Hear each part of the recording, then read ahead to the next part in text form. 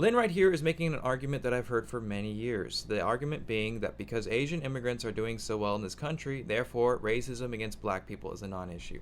I can't stand this argument because it is simply not true and it doesn't account for context at all. My grandfather immigrated to the United States from Taiwan in the 1960s. He was able to do that because of the Immigration and Nationality Act of 1965. Before that, you had the Immigration Act of 1924, which was specifically written to exclude immigrants from Asian, African, and certain European countries. That was because of white supremacy, that was because of eugenics. Before that, there were the Chinese Exclusion Acts of the 1880s that were specifically written to exclude Chinese immigration.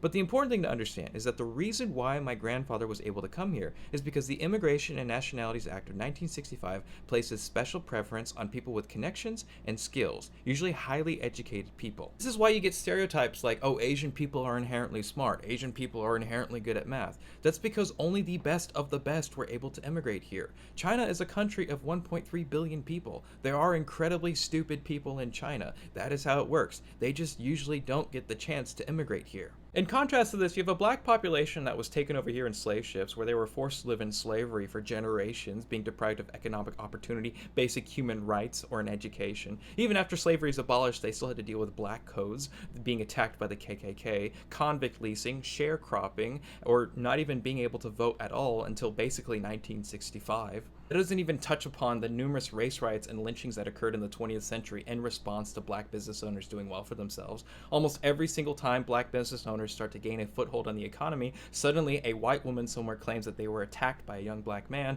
and then all of these black-owned businesses are destroyed, like in Tulsa in 1921. It's so frustrating to me because it's so obvious. If you only allow the richest and most educated people to come into your country, they are more likely to succeed, as opposed to having a demographic where you actively prevent them from building generational wealth. What do you think is going to happen? Do you think people just wake up someday and they say, I want to be poor, I want to live off of the state? Have you actually lived off of the state? It is not a life that anyone wants to live. People want to succeed naturally. You can't just assume that an entire demographic does it to themselves. It's just so rude when people want to use someone like me as a reason to justify ignoring the plight of others. It's incredibly disrespectful to history and I don't appreciate it. The grievances that have been voiced by the black community for generations are incredibly valid, and you can't just, again, use someone like me in order to justify disregarding it.